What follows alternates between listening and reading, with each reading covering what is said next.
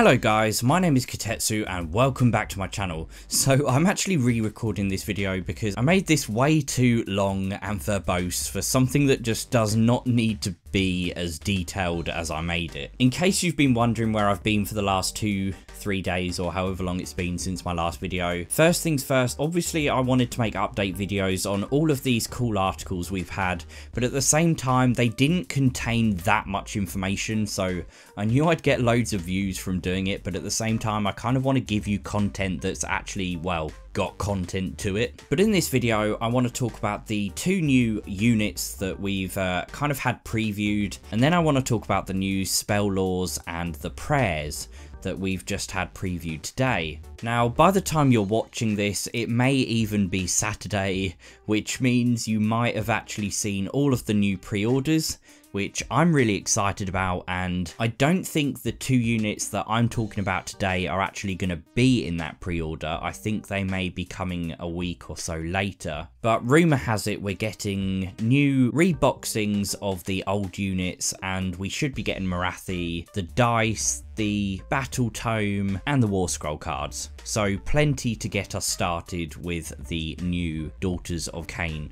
Right, so let's get started with looking at the Melusai. These are a brand new unit for Age of Sigmar, and I'm really excited about them because they look really cool, and I'm loving this new artwork of them as well. Who are they? They were basically the first elf souls to be reborn, and they're not quite as pure and elf-like as I'm guessing Morathi hoped they would be, because they're still kind of harbouring this slight sort of taint of Slaanesh in them. But anyway, they come in two varieties. We have the Blood Sisters, which are these 5 here, and then we have the Blood Stalkers, which are the ones at the back. And just as an aside, I'm guessing looking at this picture that we're actually going to have them in boxes of 5, which I'm actually quite excited about because I was thinking we might only get like 3 of them. It's kind of hard looking at these pictures, getting a true perspective on how big they are.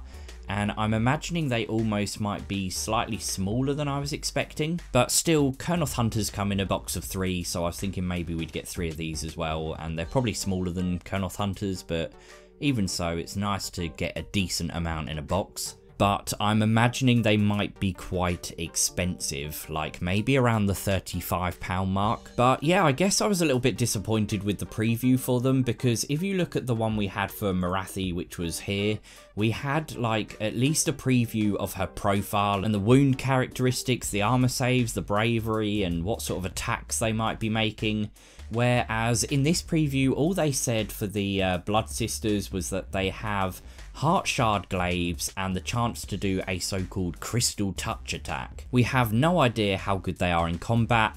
We don't know how fast they move, even though it says they're fast moving. We don't actually have a value on that. We don't know how good their armor save is, even though they're more heavily armored than their Bloodstalker counterparts. All they've really told us about is that their Crystal Touch attack has an ability called Turn to Crystal, and basically if you manage to hit with them, the target suffers a mortal wound. Sounds great, but the only issue is they haven't told us what it hits on, so I can't really comment on how good it is or not really, because we just have no idea. I mean, if it's on a 6, then that's not so great. If it's on like a 4, then that's pretty decent. Not as good as a Star Soul Mace from a Retributor, which auto hits and does D3 mortal wounds, but hey ho. Next we have the Blood Stalkers, which are, as I said, these ranged version we have at the back. All they've told us about these is that if you get a hit roll of a 6, then they just instantly take a mortal wound, which is pretty cool, I guess. Like, not too exciting at the same time. I do absolutely love the aesthetics of these ones at the front, the Blood Sisters, and when I get some of these, I think I'm going to build these ones up first, even though I am a particular fan of archers and ranged units. But it does suggest in their little bit of information here that their main role is going to be taking out heavily armoured units. So fingers crossed they're actually going to be quite imposing on the table. Next we get a good look at the Khinerai. They did tell us more about their abilities here, even though again we still have no idea how effective they're going to be in combat. But again we have the two different varieties. We've got the Heartrenders, which are armed with javelins, And then we have the Lifetakers, which are armed with barbed sickles. The great thing about these units is that they have a special rule called Descend to Battle, and basically they can be circling high above the battlefield, and then they can choose to kind of drop in, and they can be set up anywhere on the battlefield that is more than 9 inches away from enemy models. And that can be done in any of your movement phases. It's very kind of Stormcast-like, and I like it. It seems like there's just going to be a very wide variety of different tactics that this army can use. It feels a little bit like a jack of all trades, perhaps, and maybe less of a master of anything. But I guess there's a lot of interplay and connectedness between all of the synergies, and I'm hoping it's going to amount to something really good, but we'll have to wait and see. The next thing we can say about the Heartrenders is they are incredibly mobile. Basically, they can move and do a run move, then they can shoot, and then they have a 50% chance of moving again an additional 6 inches, and that's by the combined effects of death from above and fire and flight. And the other cool thing is that on the turn they drop into the battlefield, they can also throw their barbed javelins as if they were at -2 rend. Generally, I'm not a fan of things that only last once, because if you're really unlucky then you just lose that opportunity, but it could be very good and very useful with some lucky rolling. Though if the rolls I was throwing today when I was playing Age of Sigmar are anything to go by, this is probably not going to help me at all. But yeah, the fire and flight is basically in your shooting phase. After they finish making all of its attacks, you roll a dice, and on a 4+ it can make a 6-inch move. So again, it's a 50-50 chance, but yeah, you're going to get some good movement in with these models. Then you've got the Lifetakers, which are pretty much the same thing, but they're more for getting up close and personal.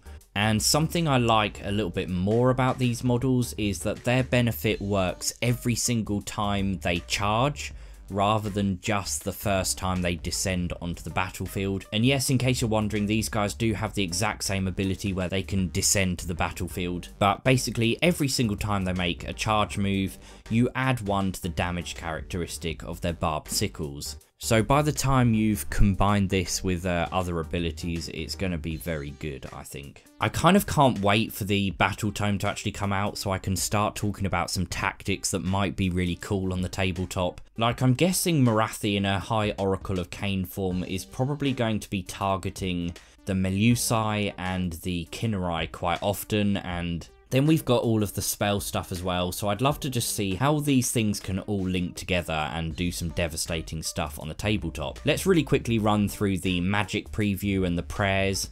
We've basically got 3 different spells to look at and 2 different prayers. And the first thing to say is that we only seem to have 2 actual spellcasters in the army. The first one being the Bloodwrack Medusa and the second one being Morathi. But I do like the fact they've kind of found a way to improve the Bloodwrack Medusa, but I guess it's going to make it a bit difficult to work out how to build the Cauldron of Blood kit, because now we have to decide between having a Bloodwrack Medusa on foot or having the Avatar of Khaine, and personally I really want to have an Avatar of Khaine running around chopping people up. But then I think the kit looks better with the Avatar of Khaine sitting on top of the model as well. And funnily enough, you can actually see one in the background. But anyway, the first spell is Mindrazor, and it has a casting value of 7, and in fact, yep, all of them do. And they all have the exact same range.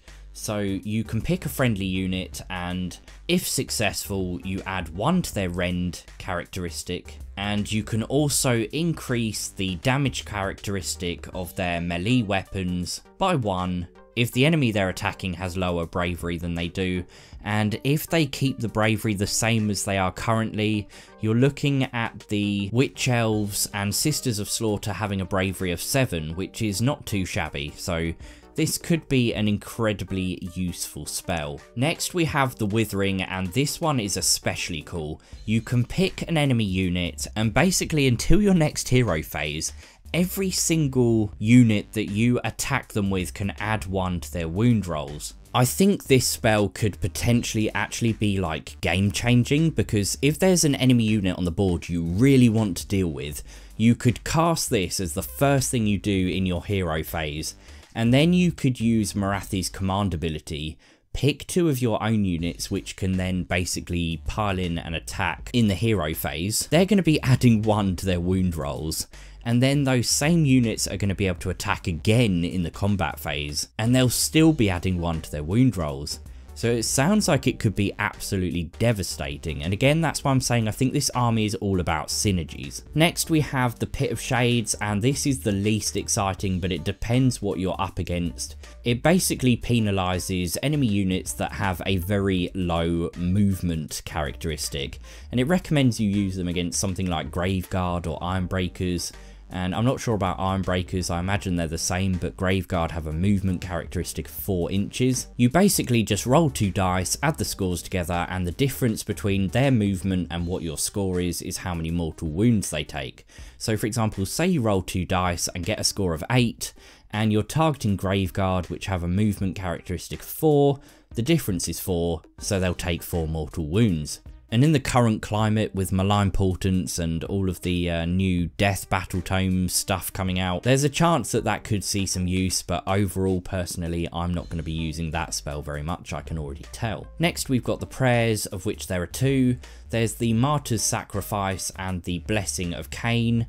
And the first one is all about making it very risky for the enemy to target one of your units. You can pick a friendly unit within 14 inches of the priest, and every time a model is slain from your chosen unit, you roll a dice. Basically, there's a 1 in 3 chance that the attacking unit will suffer a mortal wound if they've slain one of your figures. It's a neat idea, and with witch elves being potentially large units that are quite fragile, it's kind of cool. The only issue I have with this spell is that in my own personal tactics, I don't want to field a unit to have them killed just for a chance of damaging the enemy. I'd rather just have a unit that was capable of just dealing that damage to the enemy while staying alive, but it's still a neat prayer nonetheless. Next we have the Blessing of Khaine, which basically lets you re-roll failed Fanatical Faith rolls, and if you don't remember what those were, it was the Allegiance ability where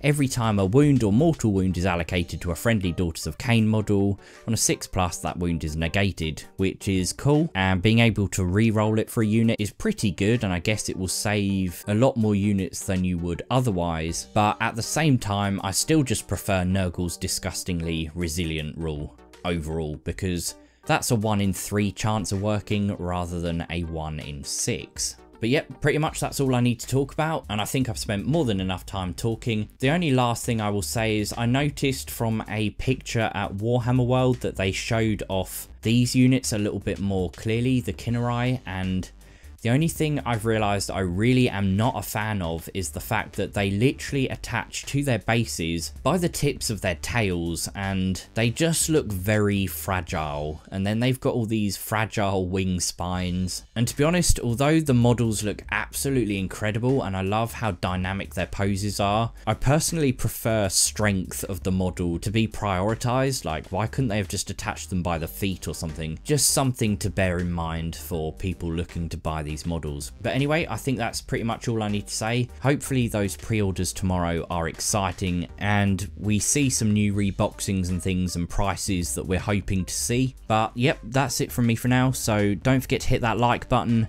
Don't forget to subscribe if you're new to the channel, and obviously you can support me on Patreon, the link is in the description. Also, my Morathi lore video is coming out tomorrow. I've been working on that over the last couple of days. It's the first part of a 2-part mini-series, I guess I'll call it, and this one focuses on the old world, and then the next one will be talking about the specifics of Morathi in the Age of Sigmar, and obviously I'm going to wait for the battle tome to come out to do that part. But stay awesome guys, and I will see you really soon in the next one.